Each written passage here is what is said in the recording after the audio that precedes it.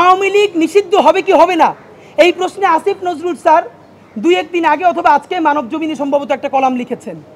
আমি তার কলাম পড়ে যেটুকুন বুঝেছি যে আমরা নিজেরাও তো বলেছি যে এক্সিকিউটিভ অর্ডারে আওয়ামী লীগকে নিষিদ্ধ করা যাবে না। এই আওয়ামী লীগ জামাতকে এক্সিকিউটিভ অর্ডারে করেছে, এটা আমরা মানি না। হয়তো আপনি তাকে নিষিদ্ধ চান কিনা, আপনি জনগণের ভোট নেন, আপনি গণভোট করেন। আপনি গণভোট যদি না করেন, এখন যেটা বুঝছি তারা আদালতের আশ্রয় নিতে চায়, ভেরি গুড, আমরাও চাই আদালত মীমাংসা দিক, গণহত্যাকারী দল হিসেবে আওয়ামী লীগের বিচার হোক। তাতে যদি নিষিদ্ধ হয় হয়ে যাবে, নিষিদ্ধ না হলে না হবে। তিনি জনগণকে বলছেন যে কোনোভাবে তারা যেন আদালতে মামলা করে। আমরা আপনাকে বলতে চাই, জনগণ এখনো গিয়ে রাষ্ট্র নিজেবাদী হয়ে মামলা করে না কেন? এত আইন বোঝেন, তাহলে এই আইন দিয়ে এখন পর্যন্ত আওয়ামী লীগের বিরুদ্ধে মামলা করে না কেন?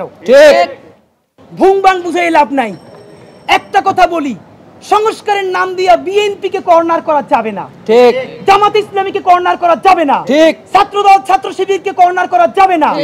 এই আওয়ামী লীগ নিজেরা বট হয়ে নাম দেয় এনসিপি, গালিগালাজ করে বিএনপি রে, নাম দেয় পেজের বিএনপি, গালিগালাজ করে জামাত রে, নাম দেয় পেজের জামাত, গালিগালাজ করে এনসিপি রে। এর মানে বিএনপির মধ্যে, জামাত ইসলামের মধ্যে, এনসিপির মধ্যে, বাংলাদেশের প্রত্যেকটা দেশপ্রেমিক রাজনৈতিক শক্তিগুলোর মধ্যে একটা অনৈক্য তৈরি করাই হলো এখন তাদের প্রধান উদ্দেশ্য। বিএনপিকে আমরা ব্ল্যাঙ্ক চেক দেই না, জামাতকে ব্ল্যাঙ্ক চেক দেই না, আমি আমার বাপেরই তো ব্ল্যাঙ্ক চেক দেই না।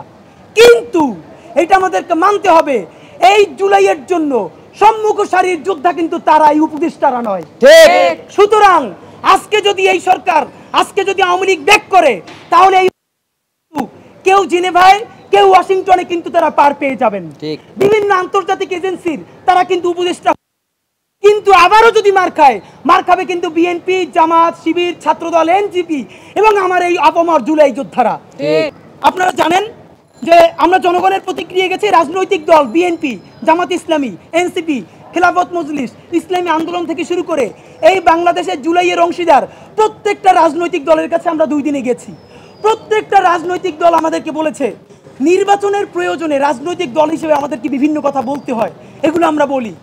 কিন্তু এই বিচারের দাবিতে, লীগ নিষিদ্ধের দাবিতে আমরা কেউ কম্প্রোমাইজ করতে চাই না। এই সরকার তাহলে বিচার করছে না কেন? পিলখানা হত্যাকাণ্ড নিয়ে যেটা হয়েছে, অনেক কথার পরে একটা কমিশন করা হয়েছে পিলখানা গণতদন্ত নিয়ে। এই পিলখানা গণতদন্তের পরে সেইখানে একটা ধারা রাখা হয়েছে, যতগুলো বর্তমান মামলা চলমান আছে, বর্তমান কমিশন এই কোনো চলমান মামলা নিয়ে কথাও বলতে পারবে না, তার সাক্ষীদেরকেও ডাকতে পারবে না। আপনি এইটার মাধ্যমে রাষ্ট্রের প্রত্যেক এজেন্সিকে কি আপনি দায় মুক্তি দিচ্ছেন? কথার কথা, দায়ের দায় আপনি একটা কমিশন করেছেন, সাক্ষীকেও ডাকতে পারবে না কথা বলার জন্য। আমাদের প্রচুর মানুষ কথা বলার কারণে অন্তত পিলখানা নিয়ে একটা নামকাওয়াস্তে কমিশন হলেও হয়েছে। ভাই, পিলখানায় শহীদ হয়েছে দেশপ্রেমিক সেনাবাহিনী, তবুও তারা কিন্তু এলিট, আরবান। এই আরবান এবং এলিট ধনী লোক বলেই কি তাদেরকে বুঝ দেওয়ার জন্য একটা কমিশন হলো? আর হেফাজতে যারা এসেছে, কওমি মাদ্রাসা, গ্রাম থেকে আসা একটা কিশোর, গরিব বলেই কোন নামে এখন পর্যন্ত একটা কমিশন করলে এই সরকারের ইজ্জত যায়? এই সরকারের শাপলা নিয়ে কথা বলতে যদি ইজ্জত যায়, তাহলে শাপলার লোকদের ত্যাগের বিনিময়ে যে জুলাই হয়েছে, সেই জুলাইয়ের সরকার হইতে তার ইজ্জত যায় না? অতি দ্রুত শাপলা গণহত্যা নিয়ে তদন্ত কমিশন করতে হবে।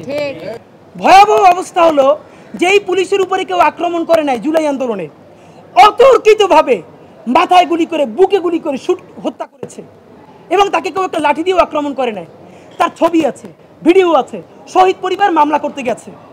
পুলিশ তাকে বলছে থানা দিয়ে যে আপনি যদি পুলিশের নামে মামলা করতে চান তাহলে এইটা স্বরাষ্ট্র মন্ত্রণালয়ে পাঠানো লাগবে, পাশ হয়ে আসতে আসতে আগে আসলেও 3 মাস। এর চেয়ে আপনি কাজ করেন, এখানে আওয়ামী লীগের কারণে আমি মামলা করে দিয়ে যান।